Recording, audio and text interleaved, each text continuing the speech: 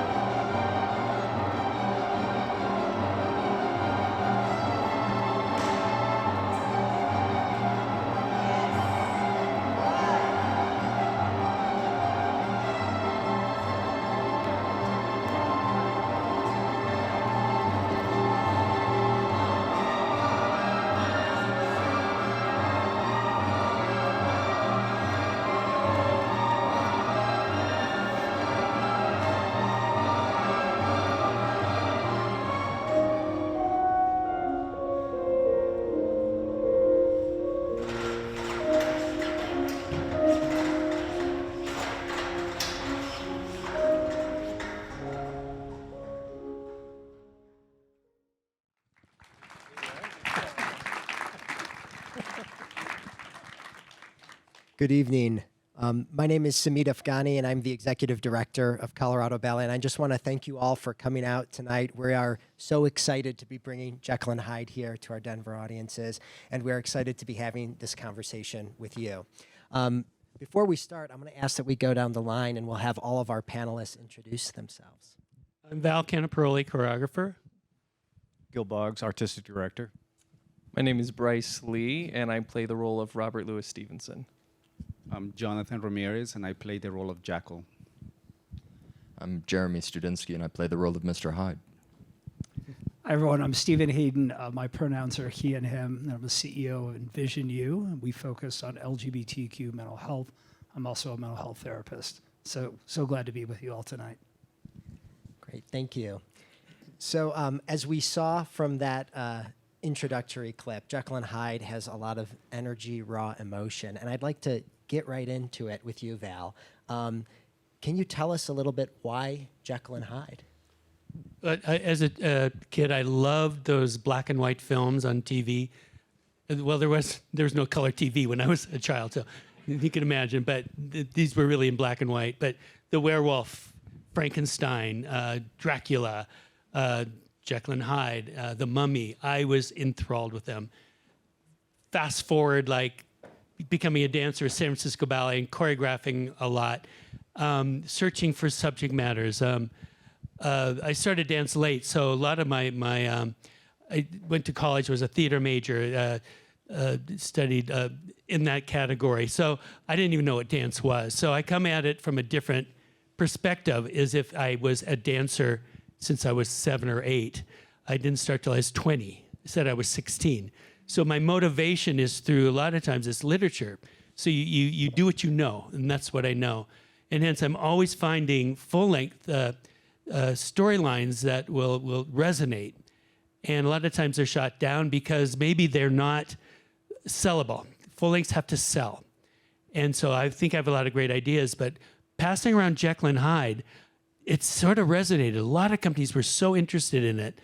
But so I just started working on it with a lot of collaborators. I always work with dramaturgs, the designers, anyone that has anything to do with it. We work right away.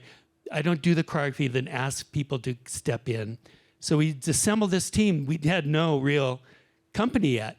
So we're doing this whole storyboard, mood board, and just setting down and just doing a sort of research and working on it. And in researching with Jekyll and Hyde, I didn't realize how rich this story was. Robert Louis Stevenson wrote it. And researching Robert Louis Stevenson just solidified how interesting this story is. Because as we went, we found out, I think, is in a weird way, is autobiographical. I mean, it's something Robert Louis Stevenson is in this novel. He was very, very sickly. You do research on him. He was not well. I think it was consumption. He had a lot of health problems. And so he was always on drugs and a concoction of drugs most of his life. He was bedridden, and he was a very sickly child. And looking at the research, I used a lot of the real people in Stevenson's life. Allison Cunningham is in the story very shortly at the very beginning. She was the nurse that preached him, read him stories, but they were the stories that you're going to go to hell if you sin. It's really, she was preaching to him, and she scared the living daylights out of him. So he had nightmares. And that along with the drugs that he was taking all the time. So he was very sickly. So a lot of this is about Robert Louis Stevenson. And you see him on stage. As we went and did research, we need to put him in this ballet. So the audience will be watching him writing this from the very beginning. Before they even, behind the scrim, you see Robert Louis Stevenson. And he's writing this novella, Gothic novel. And then from his mind and brain, you'll see it happen on stage. But this took research, a lot of research. But it was such a gold mine. But also, yeah. Sorry to interrupt, but you did all this research, and as we saw little glimpses of it today, there's the themes of the mental health struggles. There's drug abuse, Right. sexuality. So can you tell us a little bit why you decided to keep those themes and maybe not a Jekyll and Hyde that is more Disneyfied? Right. Or what you do see on film a lot is Mr. Hyde turns into this hairy beast, and and you're afraid of him. You see him on the street, you'll scream like Frankenstein or something. But it again, the drug related with Stevenson was the key. It really was the key. But going into the motivation of all this, and a lot of his, like we talked about, a lot of his life is in this. He wanted to be more the bad side of himself. He wanted to go out. He wanted to do all these things. And then researching it, wow, drugs. Definitely. He wrote this story when he was in bed, they say 6 days and 6 nights, while he was hospitalized on drugs. So that's what's happening out of his mind. So you go to present day with the fentanyl and all what's happening. It relates today. You see how it alters people's minds, how they're not themselves on the streets when they're addicted and such. And that was very useful to us. So a lot of times the bad side is really of a person. You don't know what you're saying. You don't know what you're doing. It's drug related. And we're so into that society right now. As you see, I live in San Francisco. I see it every second. People talk to themselves. They don't know what they're doing, and they're violent. And so we really use that in the doing the research and working on this. And a lot of that was that. I mean, you can relate to today, and mental health and stuff, because he wasn't well. Again, you're not in your right mind. I'm not sure. I'm not an expert in that category. But using the mental institution because he had the whole story around Dr. Jekyll, he doing experiments, he knew there was good and evil in all of us. He knew how to cure evil. He can bring it out. And hence, working in an insane asylum with Dr. Lanyon, who's in the novel itself, that Dr. Lanyon called his actually working in the hospital and working on people as balderdash. Your inventions are balderdash. And we have that argument. You saw it on there. So there's a lot of arguments. And then taking the drugs, and it works. But what you see what's in his mind on stage. But then, and all of that, you have to have a synopsis. You have to have music. You have to have a design. You have to have everyone coming together to work on this. We did took 3 years just for the music. And what you saw in here was mostly the crazy stuff, but there's a lot of beautiful music in it as well. It's a classical ballet. It really is. It's a psychological thriller, as someone has said it at one point. But yeah, it's the music. It's the synopsis, dramaturge. Carrie Perloff did the dramaturgy. Jim French did the lighting. David Israel Reynoso did the staging and the costumes.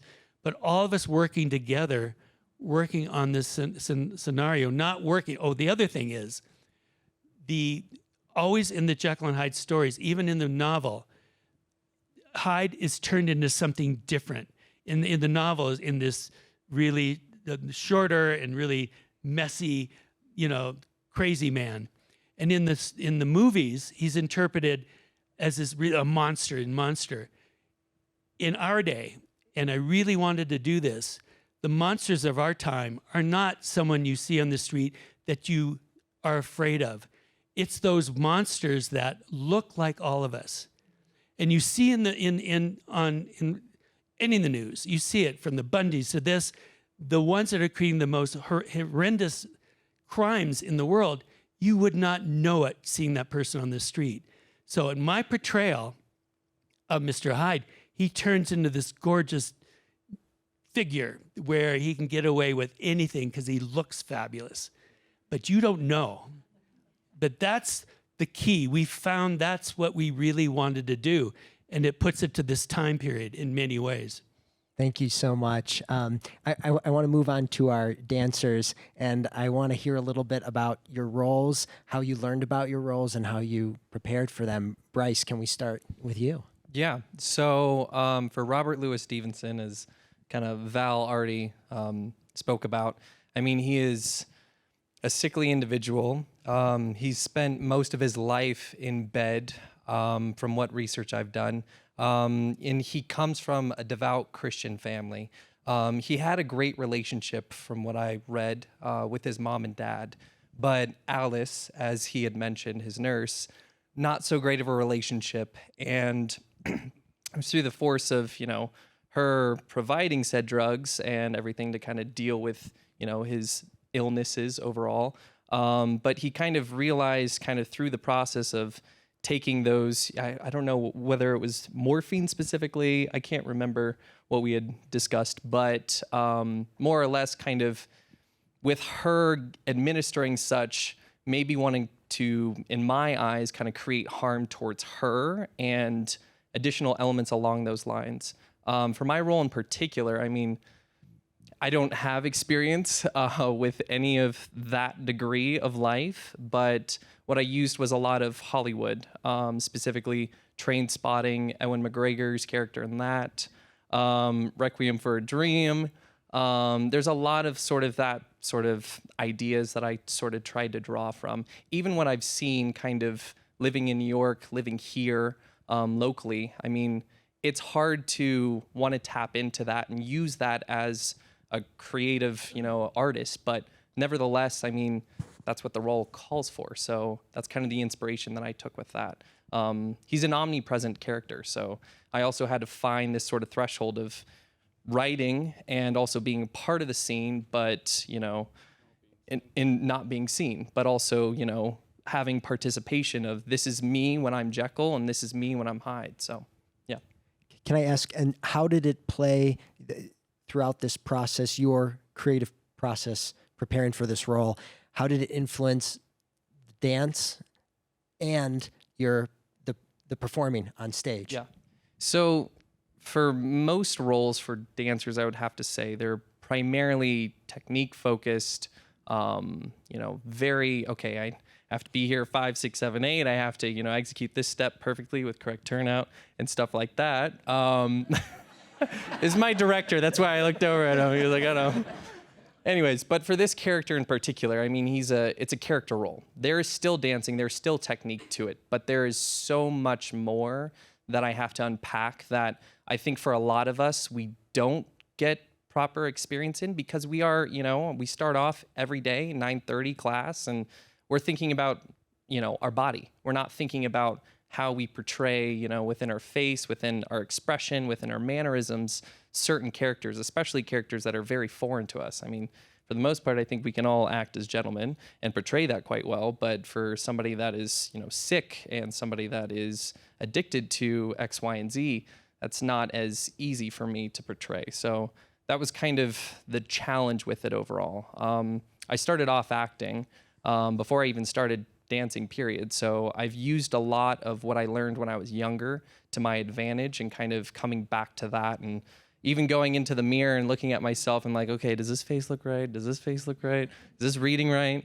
So yeah, that's kind of how I've tapped into that. Fantastic. If we could move on to Jonathan and you tell us a little bit about your role. Yeah, this role has been like nothing I have ever done before or experienced before. From the amount of energy that it takes emotionally and physically, it has been extremely challenging for me, and I think for most of my peers. It has been make me really vulnerable to open up and really, well, I have had the fortune to know Val and work Val for the past 14 years. So for me, it has been really, mind-changing. I'm always very open to Val's suggestions, which his guidance and everything is actually what has made us honestly be able to reach the top. Can you remind us all the role that you're? Jekyll. Jekyll. Yes, Yeah. I'm Jekyll. And so a little bit about bringing Jekyll to life in your preparation.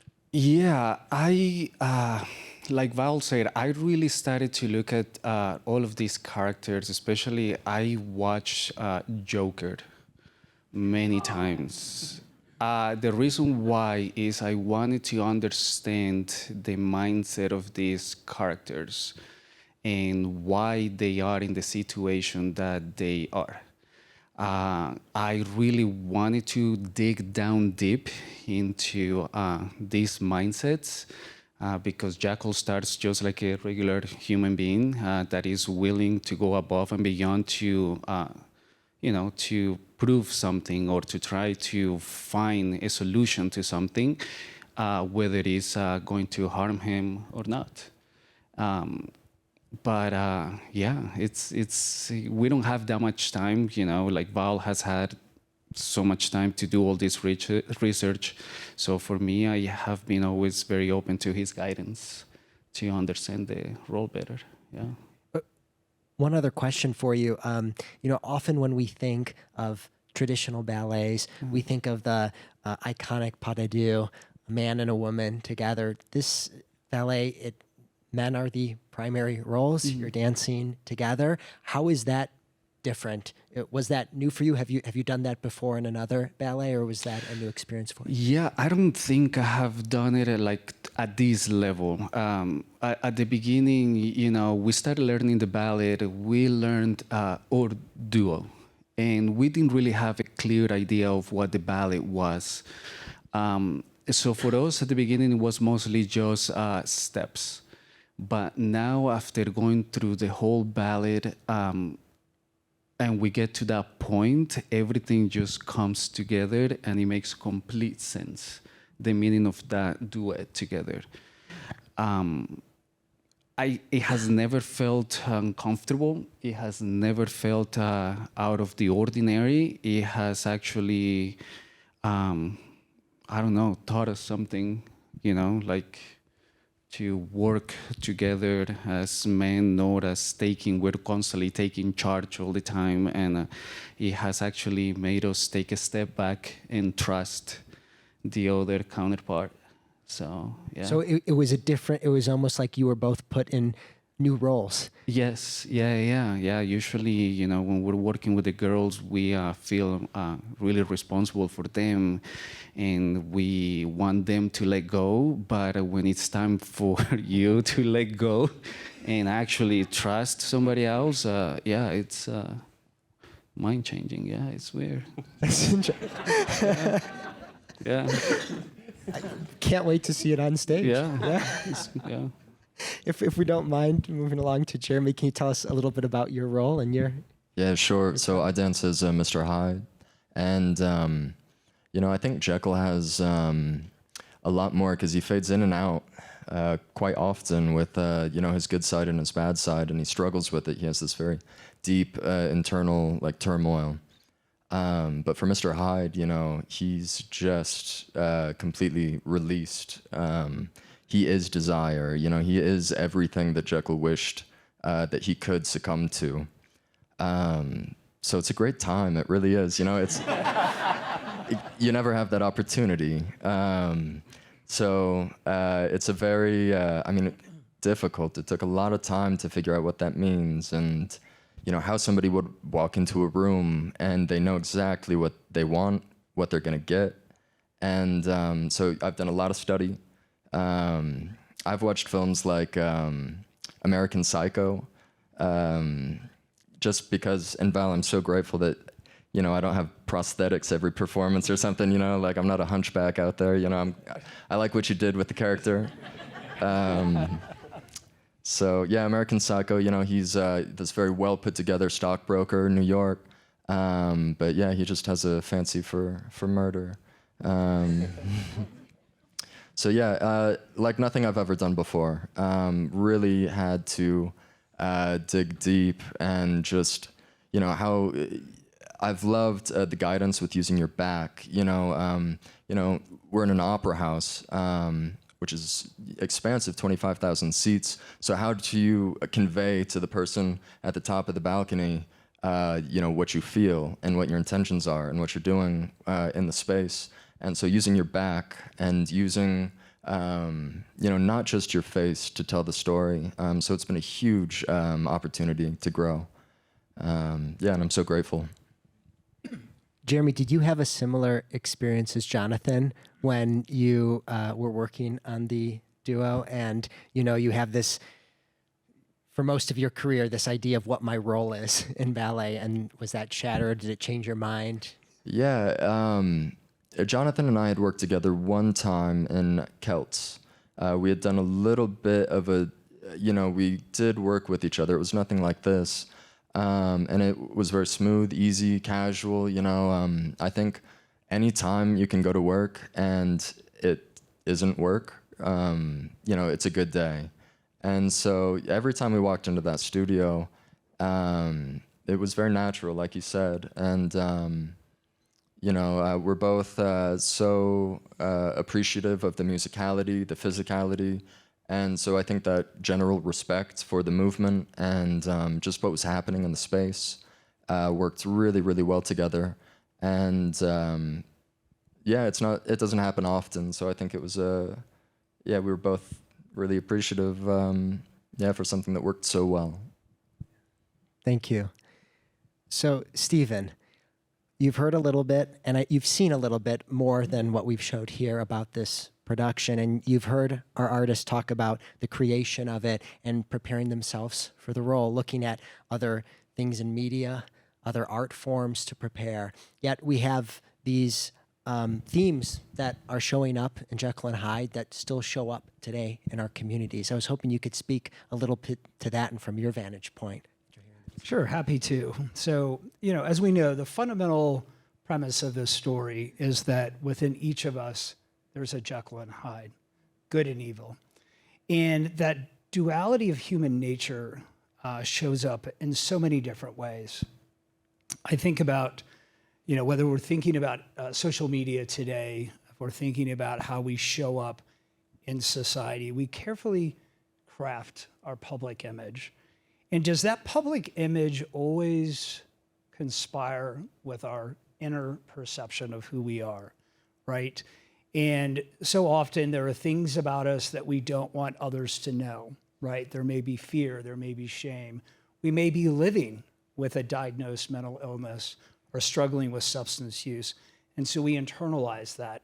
But meanwhile, we're trying to portray something entirely different to our community. And as I think about that from a mental health perspective, as a mental health therapist, that can be incredibly demoralizing, can be incredibly dangerous when we internalize parts of who we are and we don't have maybe the freedom of expression to be who we want to be.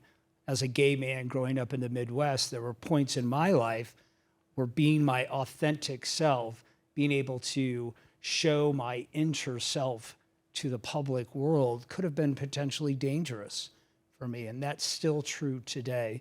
And so these themes of duality that we see throughout the production are incredibly powerful. And the ballet itself, so fortunate to get to see the performance of in another country, is just, it's so striking. It is so unlike anything that I've seen in a ballet performance. So one, please get your tickets. I'm not part of the marketing team, but it's truly remarkable. But it also brought to mind to me as well that in the Victorian era, when we used to think about at the time, perceptions about mental health, it was a moral failing. There was something wrong with you, right? We never looked at it as a medical or psychiatric condition. And Freud actually didn't publish some of his work until the late 19th century. But here we are, how many years later? And for so many people who experience mental health and substance use disorders, there's still that stigma, that personal blame, that there is something wrong with you because you have this biological condition. And it's no wonder that people are forced into this duality of trying to portray to the world what people want to see versus who we really are. And so, as I sort of reflect on the piece, but also just think more broadly about the themes of mental health and acceptance, we have a long ways to go to create a world where there is compassion for folks who are different than us, who have different struggles, who identify as someone other than ourselves. And yes, progress has been made, but we have so much more to go. And I think this story really illustrates, even today in 2023, what it's like to be struggling between that private and public persona. Absolutely. Well said. Thank you.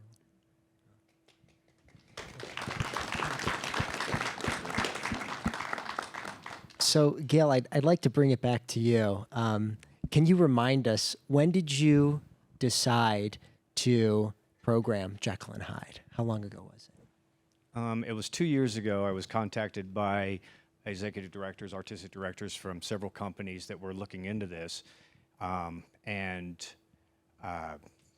We, to share the cost, to bring it over, Val had just done it, just premiered in Finland. And so obviously the first thing to do is get a video of that and look at it and see if it's something that, one, I'm interested in doing. And, as it started and as it went along, as Stephen said, it's unlike anything you've seen before on that. And so then getting towards the end of it, all I can say to myself is, what am I thinking?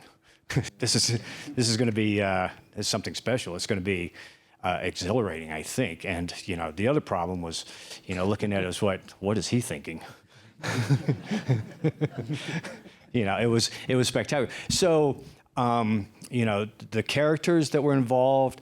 What you don't get on the video is the intensity in the audience during the performance. And so finally I was able to see it live. I didn't go to Finland, but I saw it in Kansas City back in October.